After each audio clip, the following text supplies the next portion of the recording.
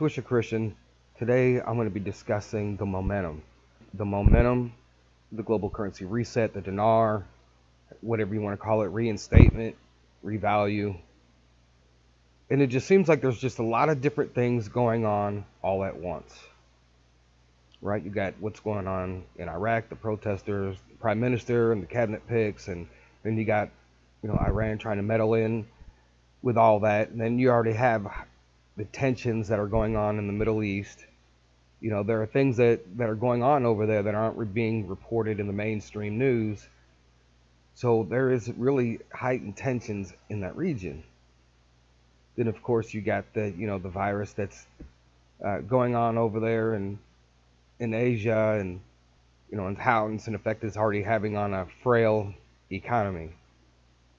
We know that the Federal Reserve System, we know that they're pumping trillions of dollars in the system, trying to keep it afloat, as well as other central banks around the world. The central banking system is falling apart. It's failing. We have the debt crisis that's going on, and nobody's talking about how to solve the debt crisis. And that's just not here in the United States, that's worldwide. And it seems like that we've been at these moments or at these points throughout times in history since I first got into the investment of the dinar back in 2011. There was a lot of things going on with the Central Bank of Iraq, and even though there was a lot of corruption, and it just seems like there are things that were just pushing, and the momentum was pushing, and then things kind of changed there for a little while, for a couple years. And then back in 2014, we saw another big push. I've shown you guys the article about postponing the revaluation, which means also would have meant they would have brought out the lower denominations. And so there was this period of time of years where, half the country was taken over. And then once they finally got to that point, then they elected a new leader who took them down the wrong road. And that's where we're at right now. So there are a lot of things going on. There's a lot of events going on. We also have, we had that push with the whole thing with the impeachment of the President of the United States. And then now we see reversal of, investigations into the other side of corruptions and scandals and everything else. And so we see that kind of pushing out in the news too as well. So there's a lot of things that are coming to this triangle. They're just coming to this head. And we're just waiting to see how this goes. So that's the other thing is, to make sure that you're ready. If you were at a point right now, if you woke up and the dinar revalued right now, and no other currencies have changed in value, the ones that we're speaking of, maybe one or two, but let's just say, for argument's sake, if the dinar is the first one that takes off, and then everybody's going and exchanging and all this and all that. But what about, are you prepared? Are you ready for your next investments? Are you ready to go out and get those other currencies that may change in value a day, a week, a month, 6 months down the road? So that's what I am looking at, and seeing all these different events. Now, one of the things that I have not seen yet is a lot of arrests concerning corruption within the United States and how it's all connected to the banking system. And then you have the whole Mr. E and the Epstein thing, and all that information still has not come out yet. And a lot of those people are tied into the banking system. You guys got to understand that this thing is so interwoven. The corruption is so interwoven. There's just layers and layers and layers of just peeling back all these things that were going on. So we're actually starting to see that now. We're seeing a lot of this information that's getting ready to come out in the news. It just seems like we are just headed towards this breaking point. Maybe it's not all what it seems. People, we look for the dinar to revalue every day that you wake up. I don't have an emergency rush to wake up every single day. And we don't know really how it's going to go down. Maybe when things seem at their worst, is it the worst for the Iraqi people, or is it worse for the entire globe? The question is asked, why now? the economy was to suddenly crash, and they they decide to revalue things, start to revalue currencies, right? Well, why now? Well, why would they wait till after the crash, right? Why wouldn't they do it beforehand? Why did they wait so long? Or why now is everything seems to be going good? Why are you guys revaluing the dinar now? So there's a lot of different why now. Because to a lot of people, if you were living in China or somewhere where there's a lot of things going on with the virus, you would think to yourself with the chaos that things would that it would seem like things are at their worst.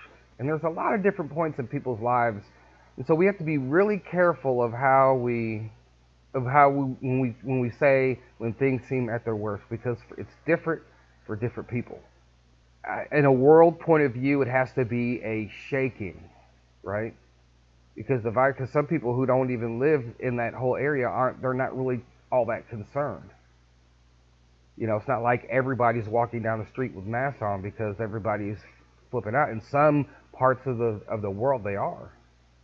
But mostly the dinar and all that, this has to do with currency. It has to do with the fiat system.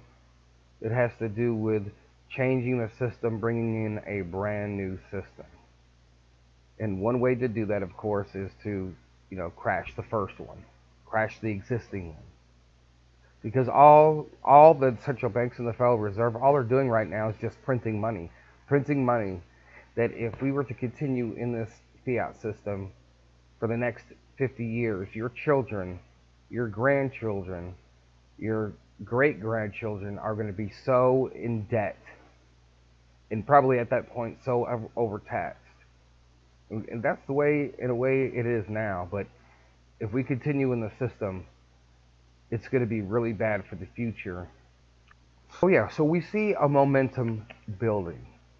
And it might be very well that this momentum that's building, it may dissipate because there's always the nothing. Okay, hasn't been time, sudden change. So, for those that are investing, I cannot tell you to do this or purchase them, but for those that are holding on, nothing, and then suddenly something. Sudden change. And see, we're supposed to be seeing nothing. We're not seeing anything. We're not seeing any movement. But there have been times in history where, the momentum had built up to a certain point, right? And then it all dissipated, it all went away. But the momentum is building towards this. Make sure you're prepared, not just for the dinar, but also be ready for the other investments. When I'm looking at other currencies and somebody says, hey, you guys need to look at this currency. This currency is going to go up, or, this is one that could go up. I have to compare it to the dinar when I'm buying currency. Okay? If I get a 1-to-1, if I have $100 and I have a choice between the Iraqi dinar and I have a choice between some other currency, right, that's going to revalue later on. But even if I have the 1-to-1 dinar is a better investment than I do have on this other currency, then I'm not going to buy that other currency. I'm just going to continue to buy dinar. Because then if that's the best investment, why would you invest in any other currency except until after the revaluation of the dinar? So I've seen in dreams of different currencies changing in value, where I saw some different currencies changing in value on the central bank website, right? And some of those currencies, even if I wouldn't go take my money and go buy those currencies right now, because if the dinar is going to change in value and that's going to be the better value, there's no point in me putting money into that other currency, right? So I'm just going to stick to the Iraqi currency. If that's what you guys believe, if you believe in that, then you wouldn't worry about other currencies. You should have your list of currencies. You're going to have your list of currencies that you're going to buy. Now, it's not to say maybe you just, you have a lot of dinars. Maybe you just want to look at something else. But then take a look at the top few other currencies that they talk about changing in value. maybe right after or at the same time as the dinar. Where you look at the Vietnamese dong, you can look at the Thai baht, you can look at the rupee. There's several different currencies that, okay, well, maybe I'll just put, $100 towards each one or whatever. But if the best value is the dinar and you believe in the dinar, then there's no other choice of really investing in any other currencies. Now, the moment it changes in value and you have your list of anywhere from 10 to 20 currencies, maybe you have your top 10 currencies that you want to invest in, some of those that we mentioned, and maybe some others, and you go and you take you take some of the money that you've just earned from your dinar investment, and then you put it into those other currencies. So now that you purchased those currencies, if any of those change in value along the way after the dinar, so you should already place your order the moment, the day of the dinar revaluation, whenever that changes in value.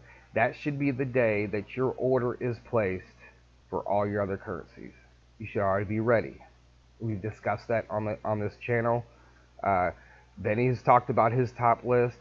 Currency 365 has talked about his list, and there's only a few currency sites out there. Now you can go to your bank.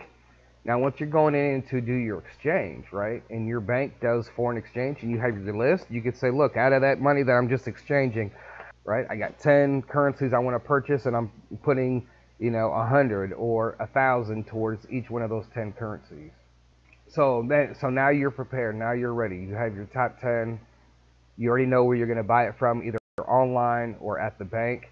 For me, if I could do it online immediately, because I don't want it to be where once my order is in on that morning, then I don't have to worry about going down to the bank and trying to buy some at the bank, because the banks are going to be crazy. So I'll just do, once you've made your purchase online, you've secured the rate, then you've got that rate. And of course, going to the bank and buying additional currency would be a backup plan, or because it could change in value on a day that the banks are mostly closed, like on a Sunday. What if it happens on a Sunday? But for the most part, if it happens on a weekend, it's going to be very difficult for you to get to a bank that does foreign currency, and that's why you should be ready online. I use Exchange of America, so on that day when that happens, I'll just be able to place all my orders, and then I'll be good to go. But you don't want to miss out. You want to be able to go and purchase your currencies without any problems. So if I know right now, if I could afford $100 of each currency on the day of the revalue, I could go ahead and place that order. Once I've exchanged my money, then I can go back and order a whole lot more, because I have enough dinars to where I can invest a lot into other currencies once it changes in value.